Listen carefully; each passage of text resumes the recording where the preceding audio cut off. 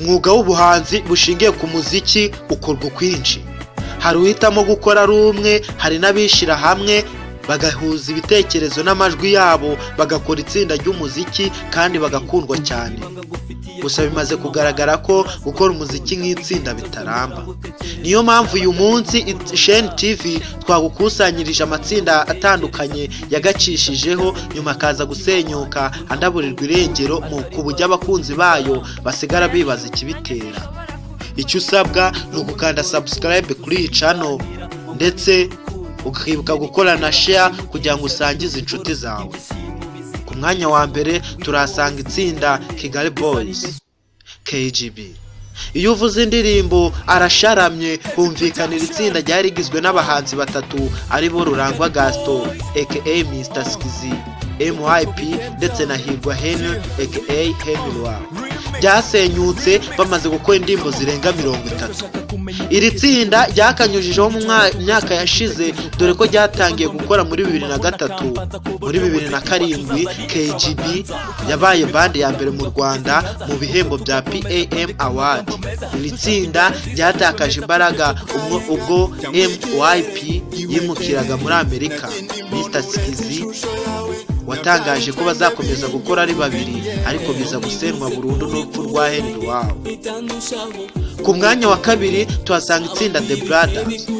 The Brothers ni itsinda ryari rigizwe n'abasore batatu, ryatangiye muri 2004. Abo ni Daniel Semivumbi tuzi nka Dani Vumbi, Victor Gatsinzi aka Vicky ndetse hiyongeramo Ziggy Double 5 wabiyunzeho muri 2006. Iri tsinda ryatwaye ibihembo byatangwaga na PAM Africa Award muri 2006 nk'itsinda rya mbere mu Rwanda.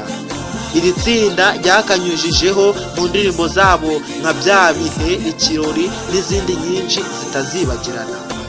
The Brothers baje gusenyuka mu mpera z'umwaka wa 2013. TNP Group ni itsinda ryari rigizwe n'abasore batatu aribo Pasi, Trust ndetse na Nicholas. Iri tsinda ryatangiye muri 2010. Zimwe mu ndirimbo zabo zamenyekanye harimo Imisozi n'Ibibaya na Kamere yatumye bamenyekana cyane.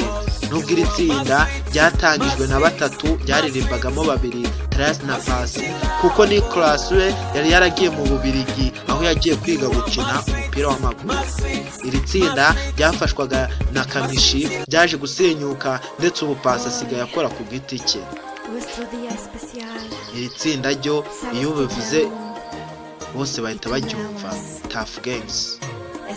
Iyo bavuze Tuff Gangs buri wese ahita yumva hip hop.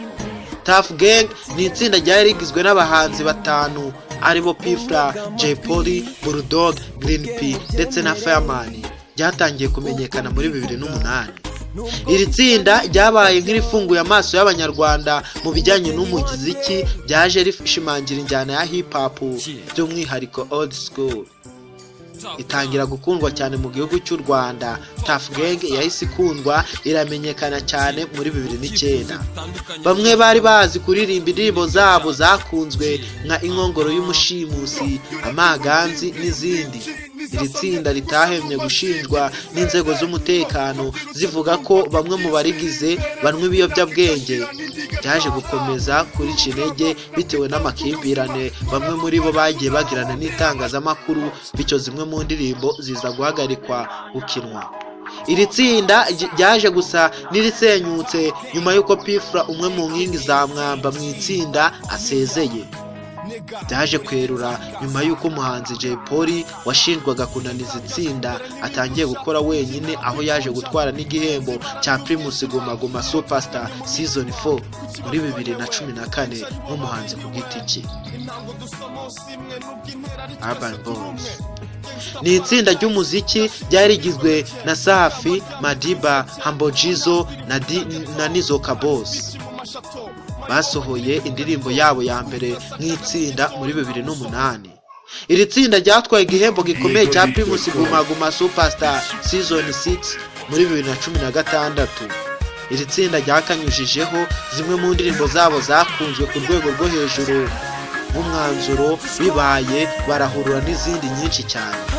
iri tsinda ryaje gusa n'iriguye umunsi umwe muri abo bahanzi Safi Madiba mu mwaka wa 2017 yatangazaga ko atakibarizwa muri Urban Boyz, yabaye umuhanzi ku giti cye. Kugeza ubu Urban Boyz yasigaye igizwe na Humble Jizzo ndetse na Nizoka Boss. Ni ikigaragara mu muziki nk'uko yagaragaraga mbere bakiri batatu, kugeza aho bamwe batangiye kuyibagirwa. Mushimiye kuba waduteze amatwi. Ukeneye ikiganiro twazakugezaho watwandikira muri komenti. Niba kunze iyi video wibuke gukanda like. Ndabashimiye.